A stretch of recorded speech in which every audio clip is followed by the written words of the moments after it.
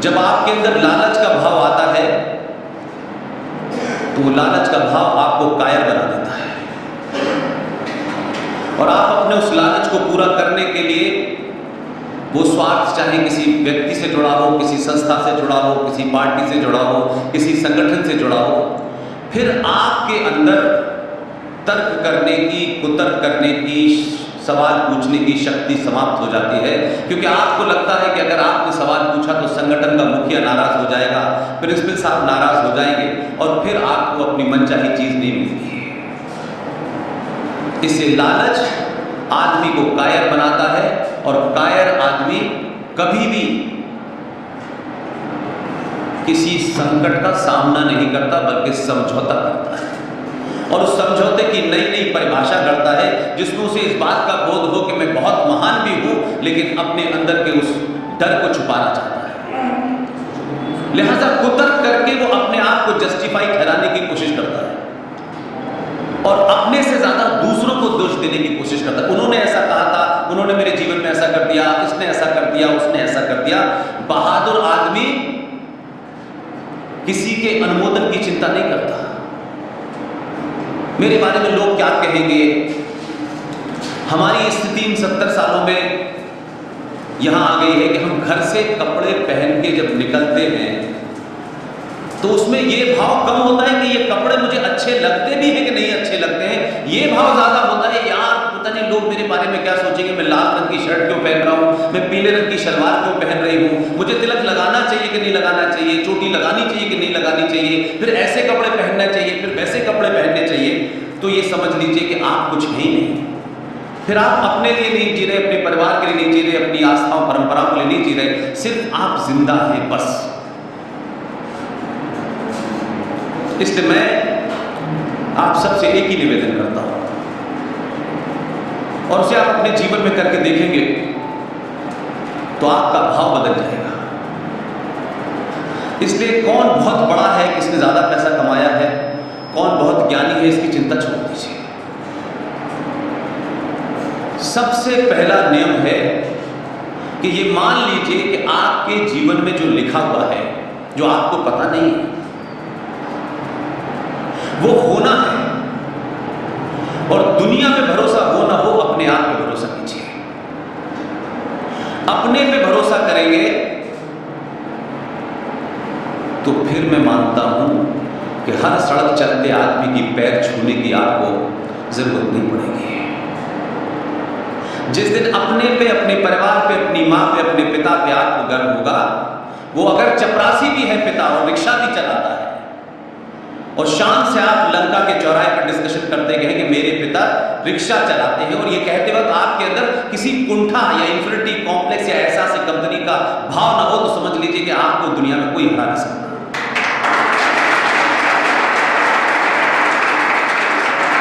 ये जो संकट हो गया है कि जब तक 2 गाड़ियां हमारे पास ऐसी नहीं होंगी जो शर्मा जी के घर पे है, तब तक तो हमें समाज में कोई पूछेगा।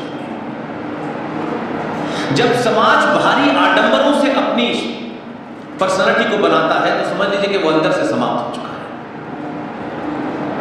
कभी आप अपने आप को तय करें कि मैं जो करूंगा वो हजारों लोग करेंगे, तब ये समझ लीजिए कि बदलाव हो गया है। उसका पहला नियम है कि आपके बुजुर्गों ने, आपके अध्यापकों ने, आपके समाज के जो भी लोग हैं, उन लोगों ने अपनी सुविधा के अनुसार शब्दों का अनर्थ किया है।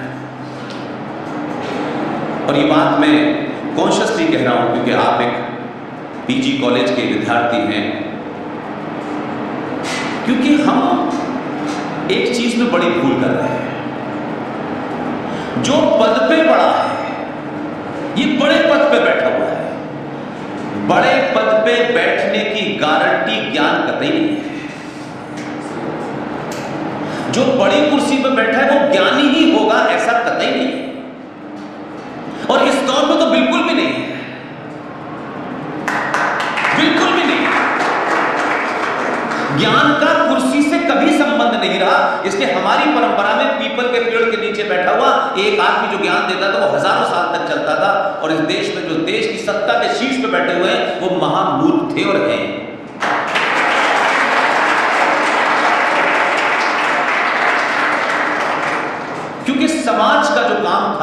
वो समाज ने छोड़ दिया, क्योंकि हमको अपनी जाति, अपनी पहचान, अपने इलाके, अपने रंग, सब इन सब पे हमें बहुत गर्व है। लेकिन जो चीज हमारे अंदर पूरी नस्लों को सुधार सकती थी, उसको हमने नहीं किया।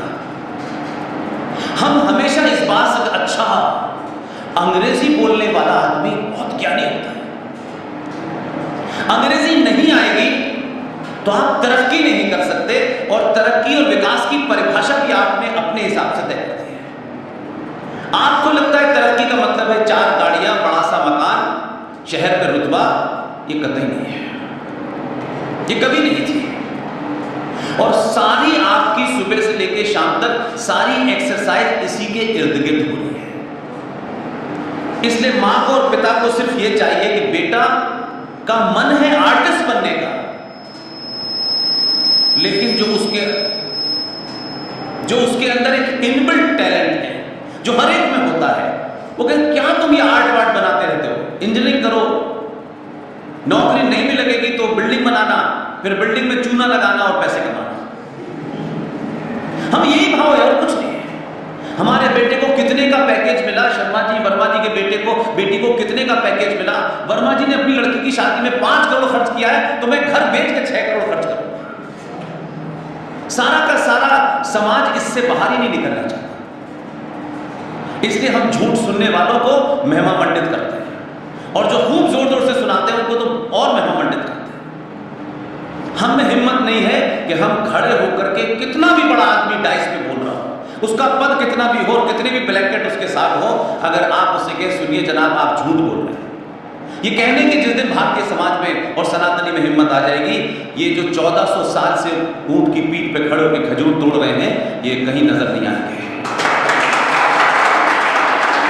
हमने तुलना किससे की, और ये राजनीतिक लोगों ने अपने स्वार्थ से की, और मैं उनको इस बात के लिए एक तरीके से लीवरेज देता हूं। राजनीति में यहां से लेकर अमेरिका से लेकर दुनिया के हर देश में जहां डेमोक्रेसी है, वहां झूठ बोलना अनिवार्य है। बिना झूठ बोले डेमोक्रेसी में कोई जीत ही नहीं सकता। लेकिन समाज को ना कोई चुनाव लड़ना है, ना समाज का किसी चुनाव से लेना देना है, वो क्यों झूठ बोल रहा है?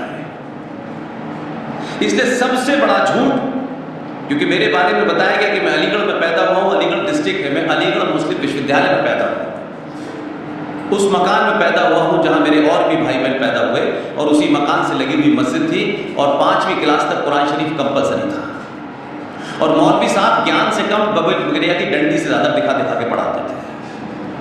इसलिए वो कुरान मुझे याद हो गया है। बचपन में जिस उम्र में मुझे कुछ और पढ़ना चाहिए था, उन्होंने कुरान पढ़ाया, अब मैंने सीरियसली पढ़ लिया। अब मैं कुरान के बारे में बताता हूं तो कहते हैं ये गलत बता रहा, उन्हीं ने पढ़ाया है, अब अच्छा नहीं लग रहा मेरे मुंह से। तो दिक्कत ये है कि बिना किसी सब्जेक्ट की, विषय की जानकारी हुए बना उस पर नहीं बोलना चाहिए। मुझे हजारों विषय की जानकारी नहीं है, मैं इकोनॉमिक्स के बारे में बिल्कुल जीरो हूं। हाई स्कूल में मेरे मैथमेटिक्स में 3 नंबर का ग्रेस मिला, तब मैं पास हुआ। आज तक मैंने इनकम टैक्स खुद नहीं भरा, तो मैं ये नहीं कह सकता कि सब कुछ मुझे आता है।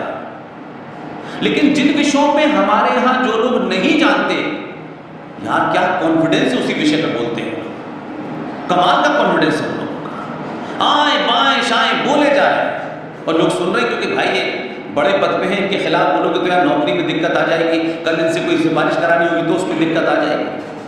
इसलिए सबसे बड़ा झूठ भारतीय सनातनी समाज में लगातार बोला जा रहा है, सारे धर्म बराबर हैं। हमारे साहित्य में यहां इतने, मैं तो जब आपके मॉडरेटर साहब की शब्दों का चयन सुन रहा था, उसको जिस तरह वो माला में प्रो रहे थे, तो मैंने कहा मैं क्या बोलूंगा, इतने जबरदस्त तो मॉडरेटर है आपके, एक एक शब्द और एक एक शब्द में मुझ जैसे आदमी को, उनके एक एक शब्द को समझने में सेकंड से बहुत तेजी से समझने की कोशिश कर रहा था कि इसके बाद इसका क्या मतलब हुआ, फिर इससे इसका क्या मतलब हुआ। बहुत बढ़िया बोलते हैं।